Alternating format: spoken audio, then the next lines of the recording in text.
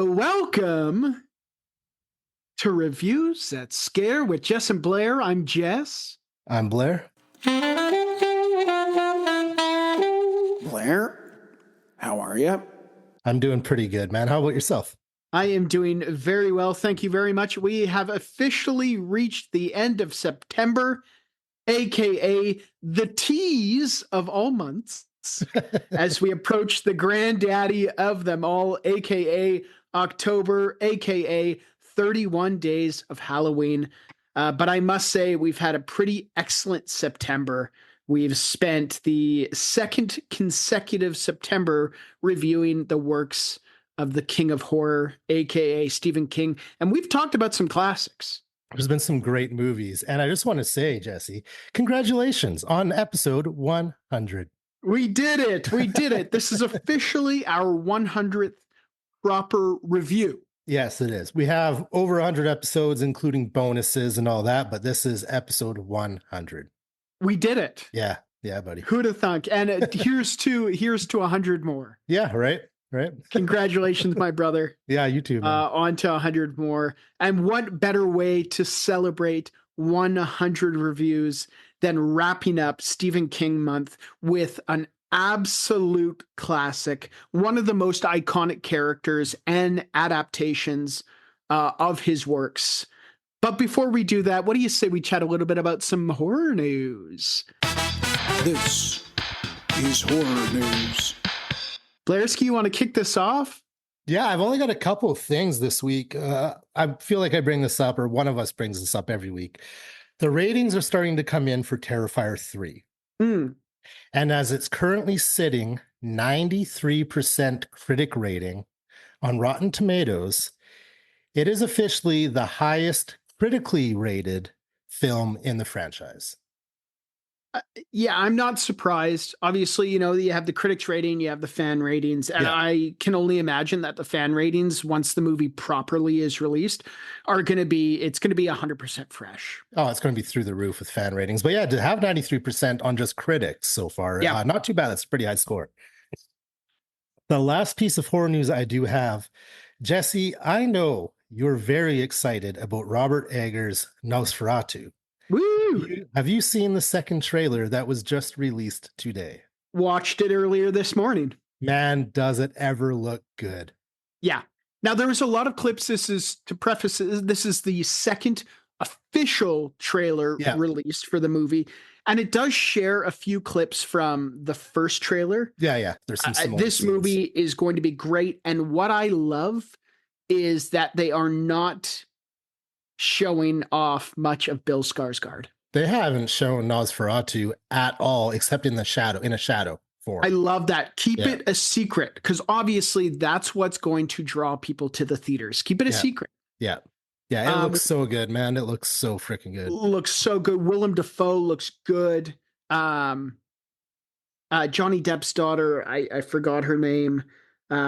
That's going to be a big role for her, a big task, but I think she can do it. I'm really, really excited for this movie. Christmas Day.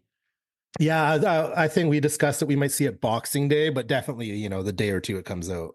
Absolutely. That weekend, I'm sure. Yeah. I haven't been this excited for a movie in quite some time. Yeah, I know, man. I know. You talk about it a lot. Yeah. I've got a couple pieces of horror news here. Chucky, the television show based off of the much-loved character from the Child's Play franchise, has officially been canceled after 3 seasons. I believe at some point it was maybe rumored that a 4th season had been rumored, but we will not see that come to life.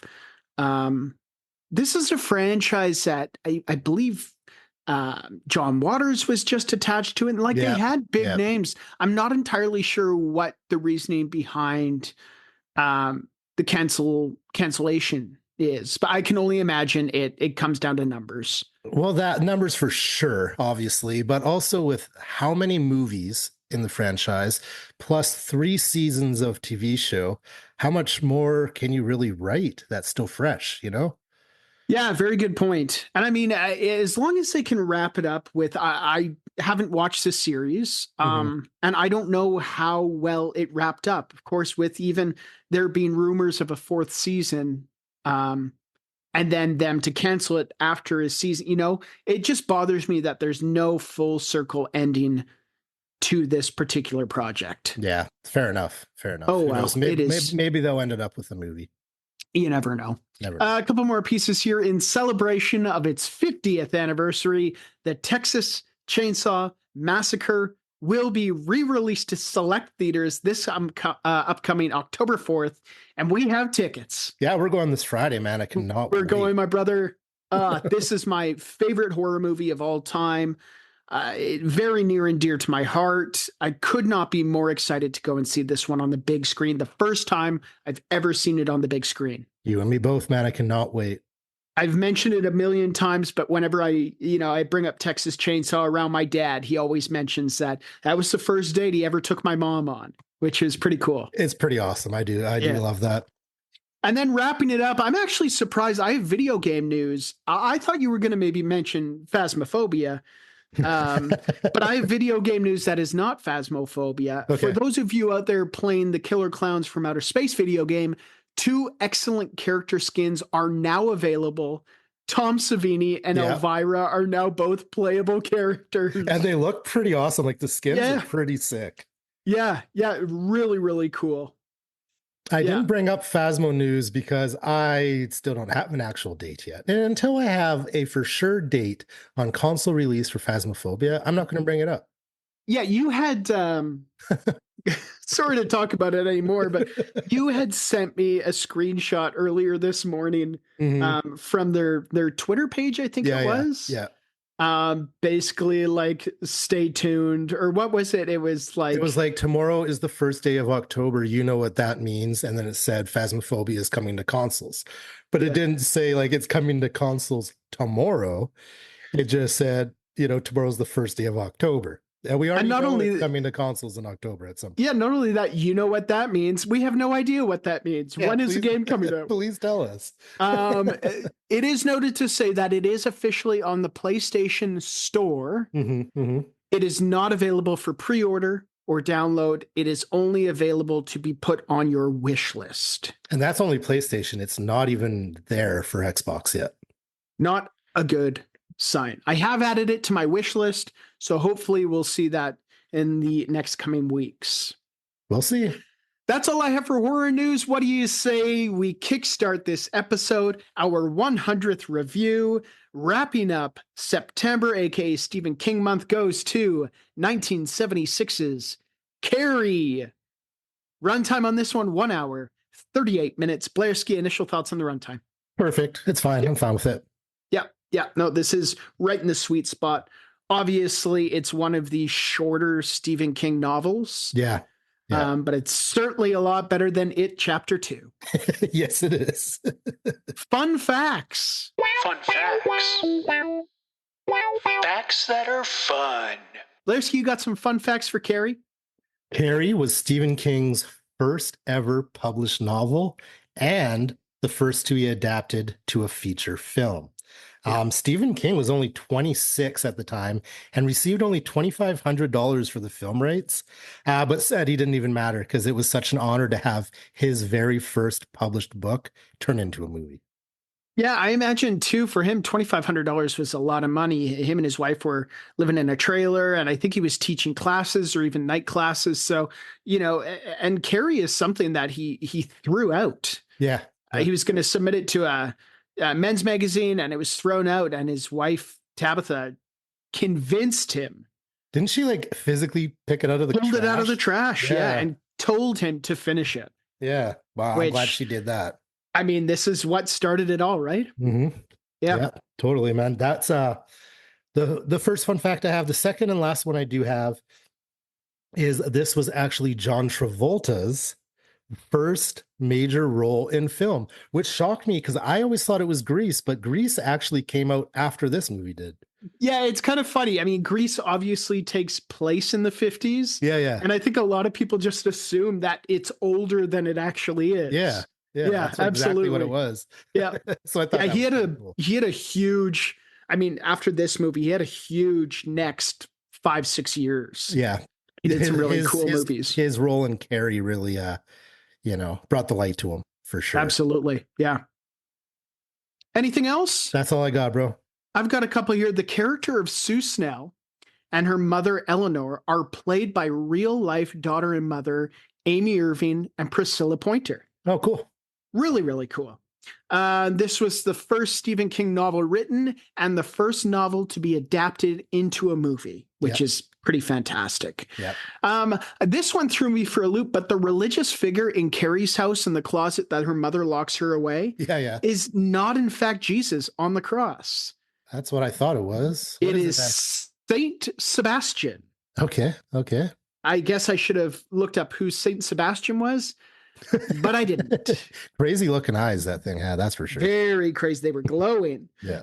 Stephen King has stated that he loves the movie and, in fact, likes it more than the book. Okay. All right, cool. Stephen King, yeah. The book is quite good. I own it. I do own the book. I've not read it yet. Yeah, the ending is a little bit more, you see a little bit more destruction to the town by Carrie. Okay. The prom scene took over 2 weeks to shoot. Doesn't surprise me. I mean, that is the most iconic scene of the movie, so why not?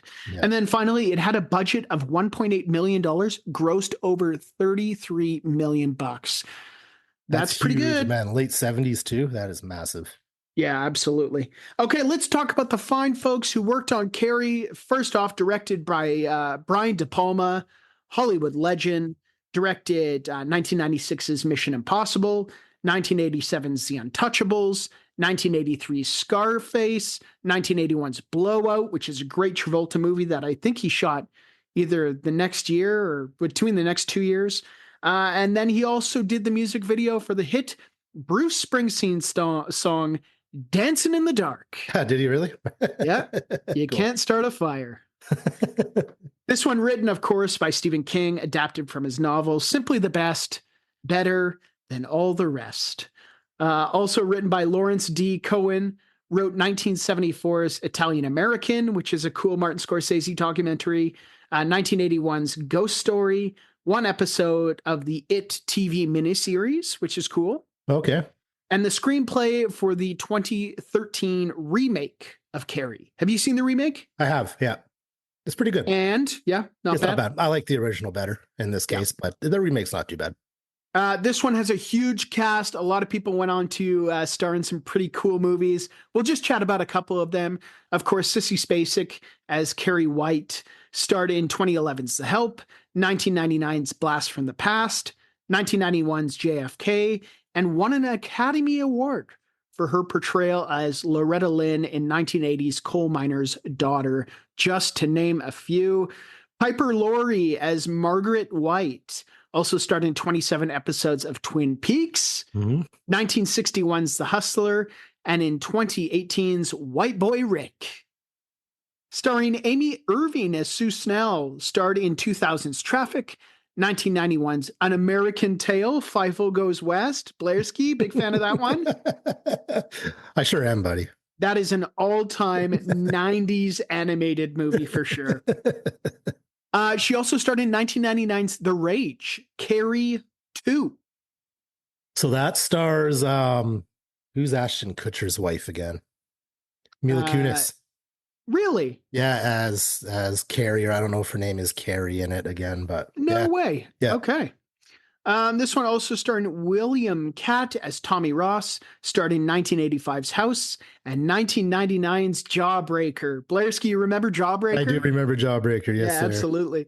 Of course, starring John Travolta as Billy Nolan, starred in 1994's Pulp Fiction, 1978's Grease, 1977's Saturday Night Fever, 1981's Blowout, and 82 episodes of Welcome Back, Kotter.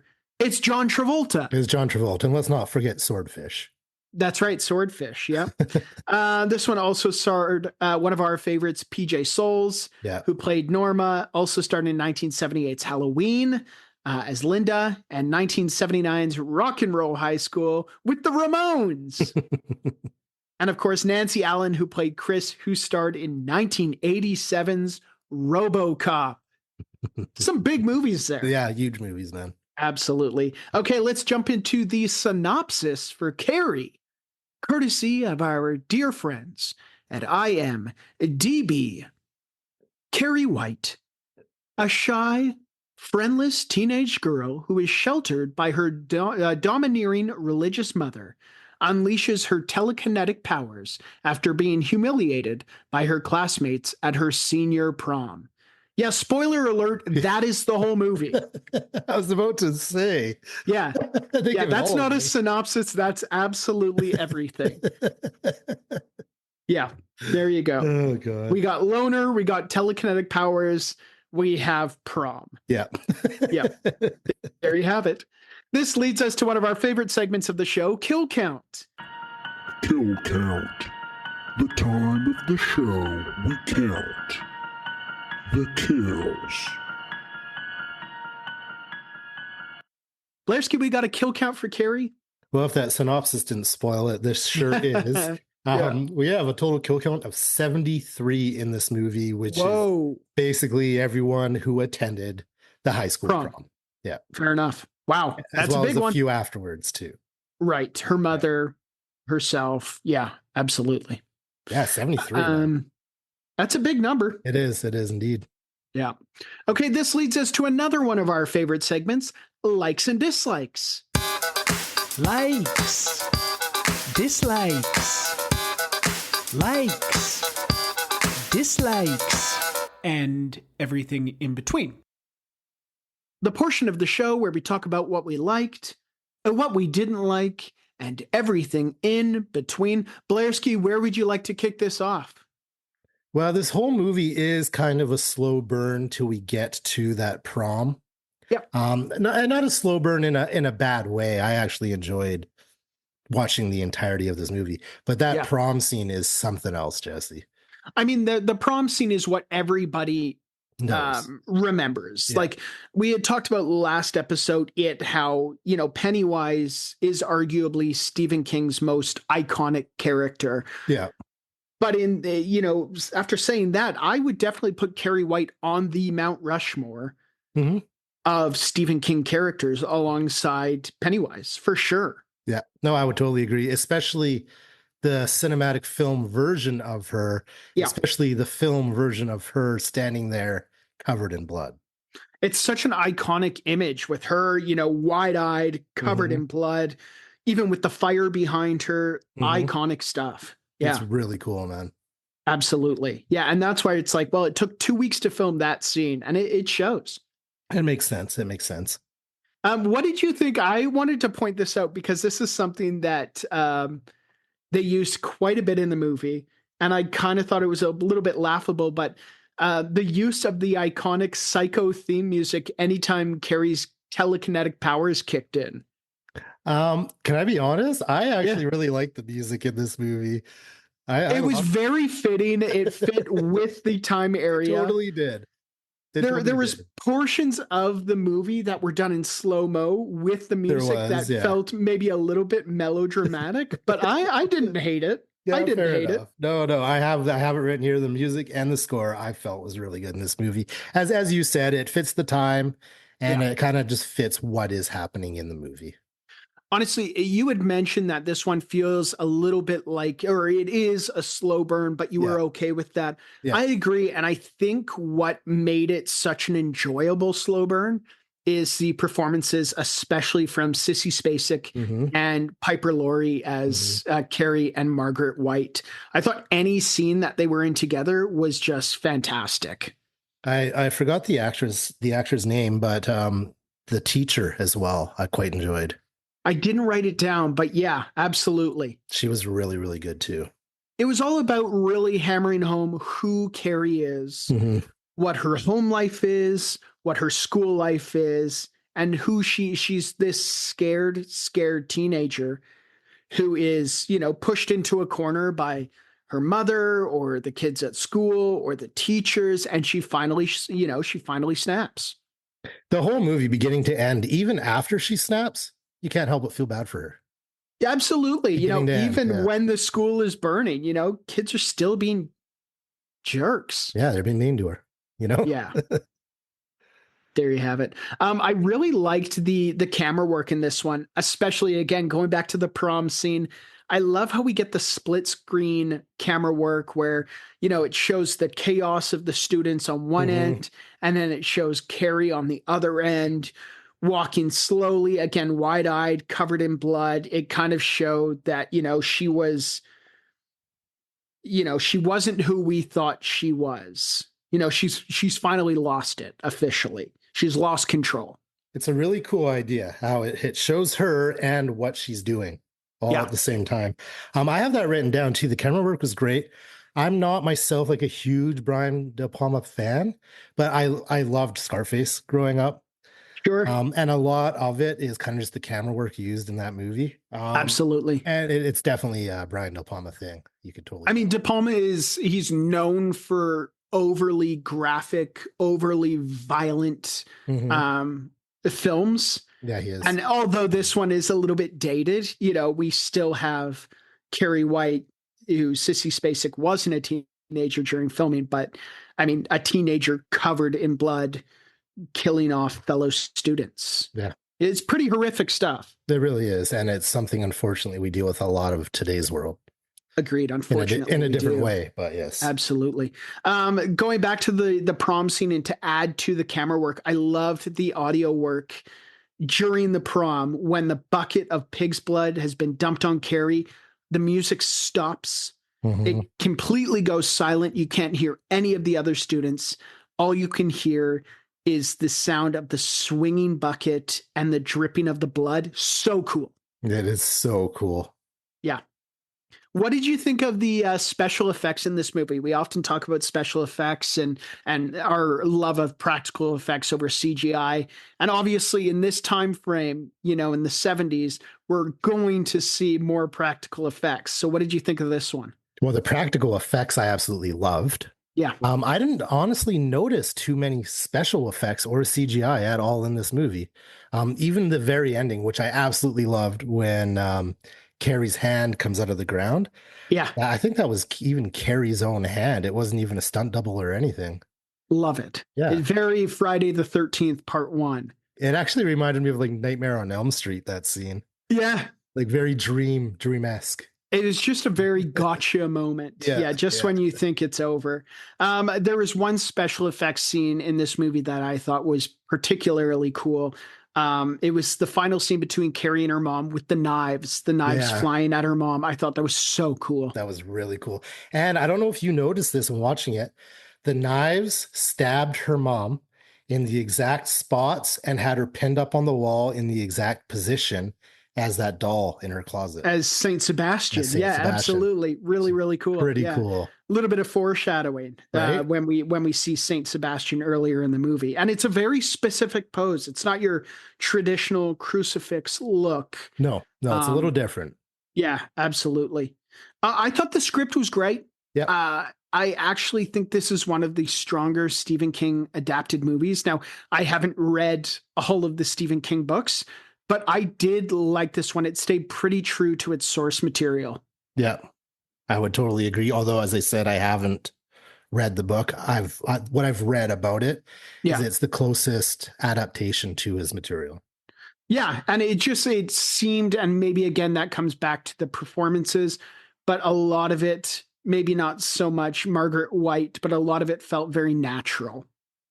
I hated the characters of Margaret White, and I hated the character of Chris, but both characters were portrayed very well. They were acted very well, but man, did I hate them. I thought I read somewhere that the woman who played Margaret White thought that the way that the character that she was being asked to play the character was so over the top that the movie had to be a comedy. Really? She actually thought that? It was just so over the top. Yeah. And then the actress who played Chris and even John Travolta didn't realize how big of assholes their characters were until they actually saw the movie. Oh, really? Eh? Yeah, absolutely. Well, they played it well. They played it very well. Yeah. I'm trying to think of what else I have here. I mentioned Carrie White nominated for a spot on the Mount Rushmore of Stephen King characters. Sissy Spacek and her eyes. Yeah, this movie was a lot of fun. It didn't drag at all. Great performances.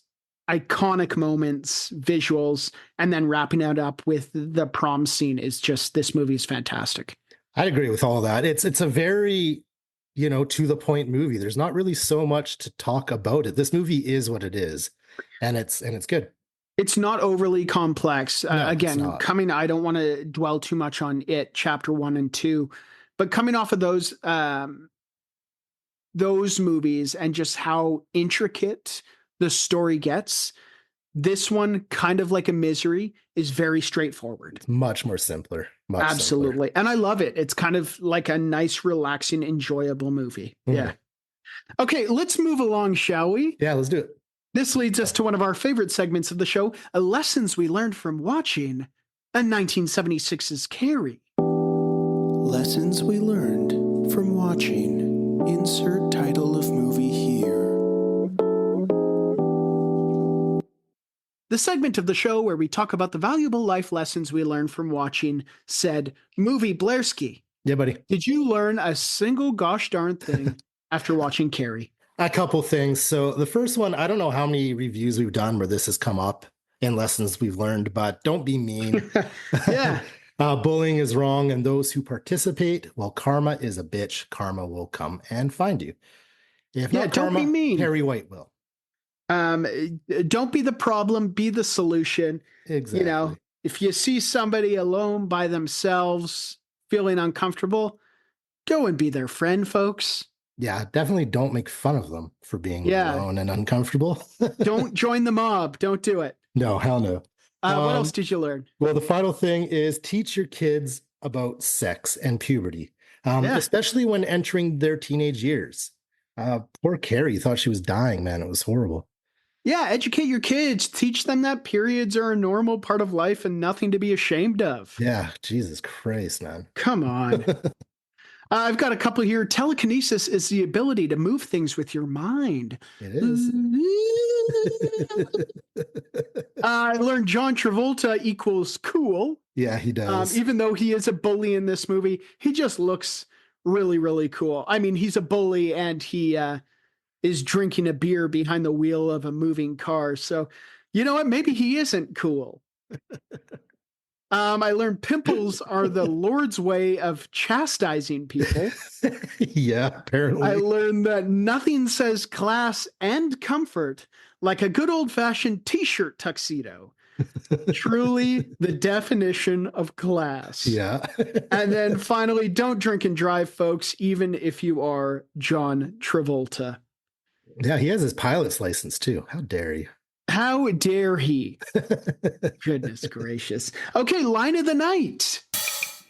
Line of the night. Line of the night. Line of the night.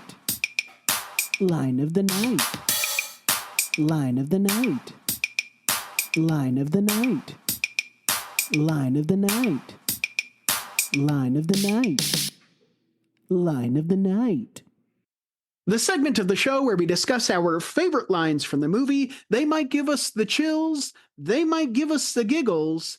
All we know is that they are our favorites. Blairski, what do you got for line of the night? They're all gonna laugh at you. Yeah. So that anytime I hear that, I think of Adam Sandler.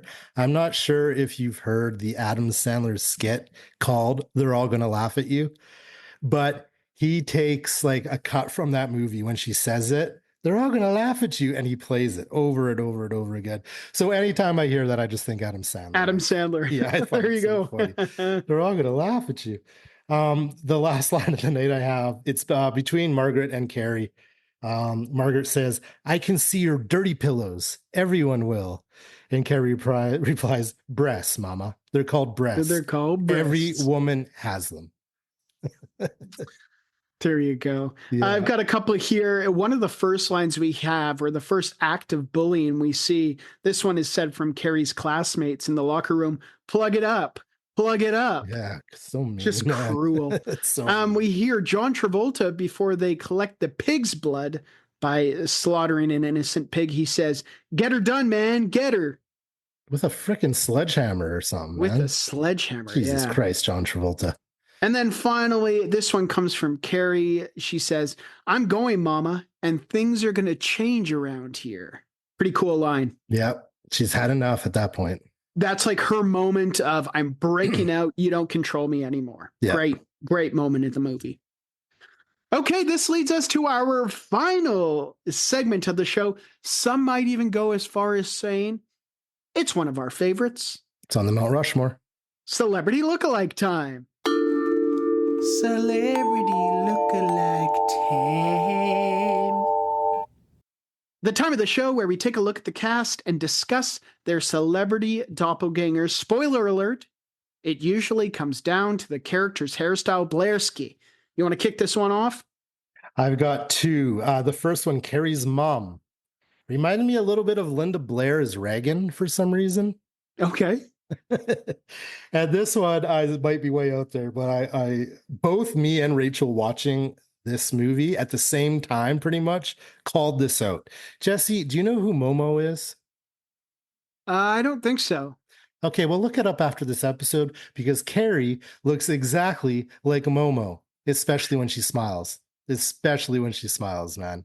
Okay, is that creepy, man? Is that like a TikTok or something, or a internet meme? No, well, it's kind of like an internet sensation. I'm pretty sure Momo was like a short horror film made for YouTube. Okay, And Momo's the character in it. gotcha. But definitely after this, Google Momo. You'll probably text me after and laugh. I'll look into it. Okay. I've got a couple here. The English teacher, Mr. Fromm, looks like a legendary comedian, and Mr. Potato Head, Don Rickles. Yeah. One of my favorites. Yeah. PJ Souls. I'm actually surprised you didn't mention this because you mentioned it last night during our watch party. But PJ Souls looks like everyone's favorite Italian plumber, Mario. It was just more how she was dressed than anything. Yeah, but yeah. She was wearing overalls, a red hat, and a red shirt. Yeah. Oh, goodness. Mamma mia. And then finally, I thought Tommy reminded me of a young Dee Snider, lead singer of Twisted Sisters.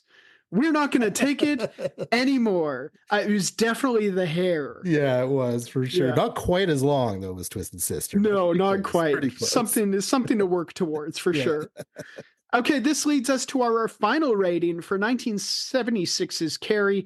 Blairski, out of 5 prom nights ruined by a bucket of pig's blood, stupid teenagers, and telekinesis, what are you giving Carrie? As I said, a bit of a slow burn, but this movie is fantastic, man. I'm giving it 4 prom nights ruined by a bucket of pig's blood, stupid teenagers, and telekinesis out of 5. Excellent rating. Yeah, I'm going to go a little bit lower on this one. I enjoyed it thoroughly. It felt, it was a little bit of a slow burn, but I enjoyed it nonetheless. 3.5 prom nights ruined by a bucket of pig's blood, stupid teenagers, and telekinesis out of 5. Fun movie. Go out and watch it. Absolute classic. Yeah, it's a movie you have to see as a horror fan. 100%. Yeah. Hey, we did it. That is review number 100. And a little pat on the back. Pat on the back, buddy. There and we the go. last movie in Stephen King month as well. Last movie in Stephen King month, and that means September is now officially to an end, and October's starting, baby. October's here, starting tomorrow. We have a lot planned. I'm excited. We're excited to chat about what we got on the go for October. Of course, it's going to be a jam-packed month, but until then, this has been Review Set Scare with Jess and Blair. I'm Jess. And I'm Blair. Remember to stay scary. And eat every sandwich. Bye. Bye, guys. Thank you for listening to Review Set Scare. Make sure you check out our Linktree at linktree/Review Set Scare. That's linktr.ee/Review Set Scare, which has links to our Instagram, YouTube, Patreon, Twitch, and many other things. If you'd like to email us, you can reach us at reviewsetscare@gmail.com. Thanks for listening, and remember to stay scary and eat every sandwich. A proud member of Pod Nation TV.